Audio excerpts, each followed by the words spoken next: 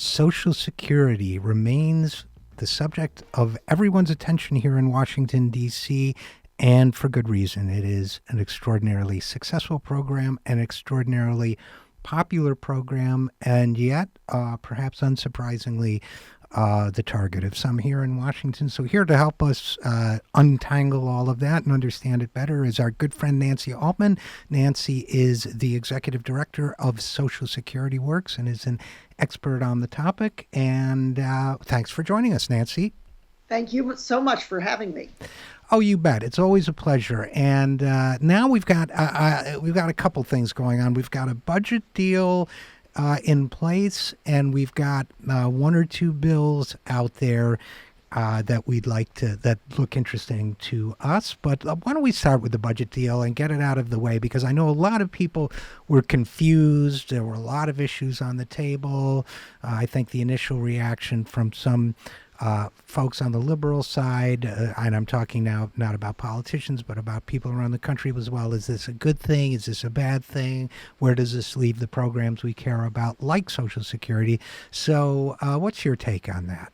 It is a great thing. People who support Social Security should be very pleased. As you know, Washington opponents of Social Security keep trying to take hostages to cut Social Security. So the debt limit has been a hostage in the past. Now we don't have to worry about the debt limit till March of 2017. Shutting down the government has been another threat to try to get at Social Security. This budget deal agreed on top line numbers for the next 2 years. And in addition, a very serious hostage that looked like it would be taken in the lame duck of 2016, which is the worst time to have Congress act on Social Security, involved rebalancing the trust funds. That was taken care of this legislation. That's now done through 2022. So that gives us lots of time to work on expanding Social Security. And on top of all of that, they took care of the Medicare premium that was going to go up so substantially on 30% of the beneficiaries. So there was a lot of good in this bill. And the ransom that was paid was quite insignificant. I would consider it fig leaves for opponents of Social Security. So it was a real win, and it's a time now to go on offense, which really leads to the bills you were talking about.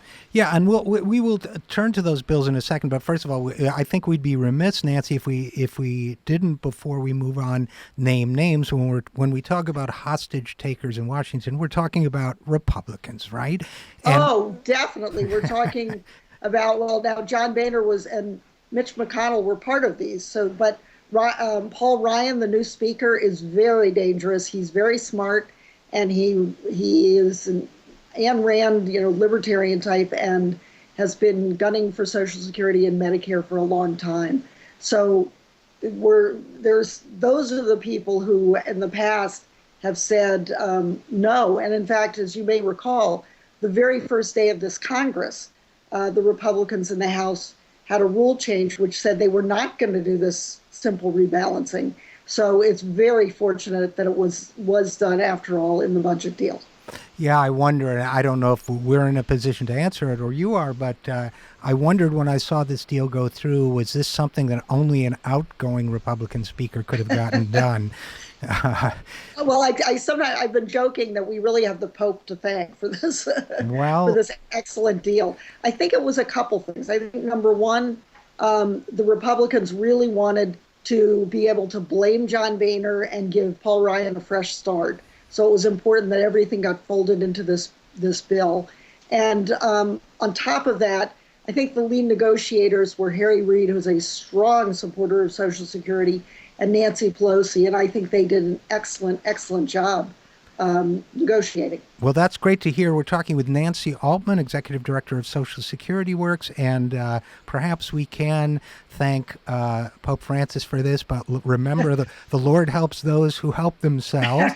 And with that in mind, you were mentioning a couple of bills that look promising, that do what we want to do. Tell us a little bit about those, if you would. Well, I think really one of the most exciting bills just went in yesterday. Senator Elizabeth Warren, who, as you know, is both a strong supporter of Social Security and leading the movement to expand Social Security, and also a fighter against income inequality, has combined the two issues in a brilliant way in one. And that is, as you may recall, Social Security Administration just a few weeks ago announced on their website that there will be no cost of living adjustment in 2016. That notwithstanding that there are increasing costs for disabilities. So Elizabeth Warren noted that the highest 350 paid CEOs, extremely wealthy millionaires and billionaires, received a 3.9% increase last year. And her attitude was, well, if it's good enough for them, it's good enough for our nation's seniors, our people with disabilities, our veterans. So she's proposing a one-time payment. She's got 18 co-sponsors already. It just went in yesterday. A one-time payment of 3.9% of the average Social Security benefit. So that comes to about $580.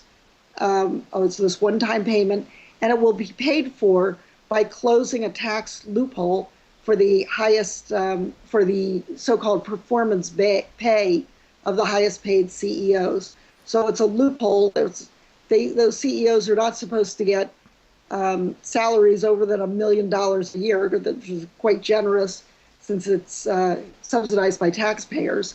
And this will close that loophole, and it brings in enough money not only to cover every penny of this one-time payment, but to put Social Security on a slightly better financial situation in the long run. It brings in that much revenue.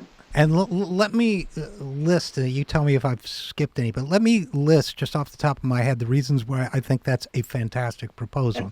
Number one, it illustrates the fact that while everybody is struggling and while people on Social Security with fixed incomes are struggling, the top CEOs in this country are doing spectacularly. Number two, it shows just how spectacularly they are doing by pointing out that a slight adjustment in taxation on a few hundred people basically pays for everybody else, everybody on Social Security, to get a significant adjustment. Number three or four, I've lost count now, but next one that I should have used bullet points and not numbers, but the next one that, politically, it's going to be fun watching the debate on this one so that we can actually have the opponents of this idea explain to the American people why they don't want all these Social Security recipients out there to get $580. Explain to these millions of voters why I don't want you to get your $580.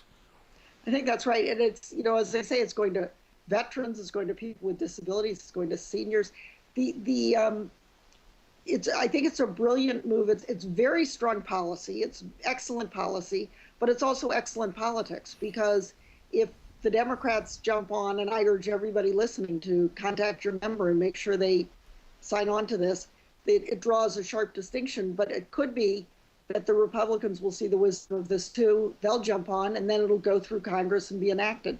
So either way is a win for supporters of Social Security.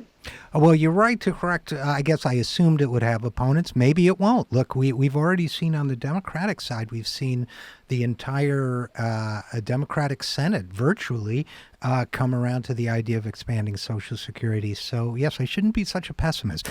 And we're talking. Well, I should say, probably in their hearts, there will be people who oppose it. But this is the perfect time because it's an election year, and the Republican base trends older and depends very much on Social Security. So we'll just see how all of that plays out. But it's important to get a lot of noise made and a lot of attention so everyone's aware of this proposal. We're talking with Nancy Altman, Executive Director of Social Security Works. So what's the other bill we should be excited about? Well, the other bills were introduced a little bit ago, and those are the Senator Bernie Sanders has an expansion bill, which is across the board expansion. I should say that Governor Martin O'Malley, who's also running for president, and of course isn't part of the Senate, but he has a similar proposal that expands Social Security, and there are about a half dozen bills in Congress that do that. So the question is, will Secretary Clinton join the party and come out with a bill that expands Social Security and doesn't cut it.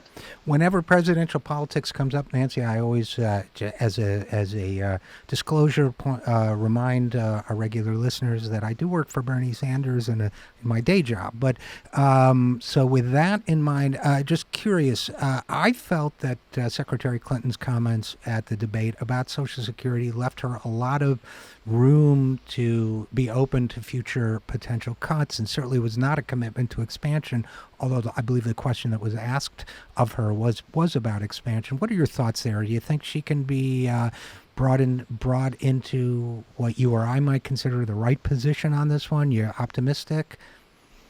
Well, I think, again, it really depends. There's a Democratic debate coming up, and I really hope that Senator Sanders and Governor O'Malley pin her down and say, if it were up to me, I will not, if I'm president, I will veto any bill that has cuts in it, and have her say, how about you, Secretary Clinton, would you make that same pledge? The concern is that she's definitely appears to be looking for wiggle room. She just came out, the AARP has just started a new campaign, Take a Stand, where they're trying to get everyone running for president to be very specific.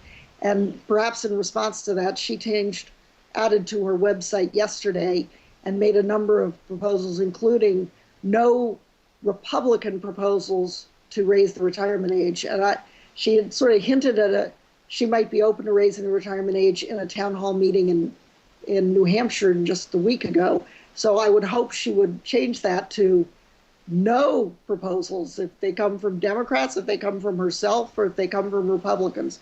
No proposals to raise the retirement age. So it's that kind of language where she seems to be moving, but she seems also to be leaving open some wiggle room. And that's it's important for voters before they cast their ballots to know where all these members stand, or all these candidates stand. Including, of course, not just candidates for president, but candidates for other positions as well. So I guess in closing, Nancy Altman, Executive Director of Social Security Works, how do you see the political climate? How do you see Social Security playing out in the next year running up to the 2016 election? And what should people be looking for? What should people be agitating for in their contact with elected officials and candidates? Well, the first thing is that, going back to the budget bill, what was really wonderful about this budget bill is that we have been trying to push for good proposals, but we've had to play defense because there is just so much money on this other side, and there was a constant threat. Now it appears that the road has been open. We've got the ball. Our offense is on the line, is on the field, and we can be pushing for expand. And as you say, an election year is the perfect time to do it. So what voters should be very careful is to listen very carefully, because everyone running for office knows that you're on the wrong side of the issue to say, I don't like Social Security. I don't think the government should be doing that. You're sure to lose. So instead they say, I love Social Security, but let's pay more for the low end and cut some for the high end, which is another way of really transforming the program. You'll hear Paul Ryan say that kind of thing. So the question is, are you for or against cuts? If you're for expand or enhance, is that with or without cuts? Force people to be very specific and ask them if they are willing to have the highest paid pay their fair share. But the starting point is, this is, as we've said before in our conversations, that this is an issue about values. It's not about affordability. So the question is not, can we afford Social Security, but do we want higher benefits? Do we want to expand, or do we want to cut at them?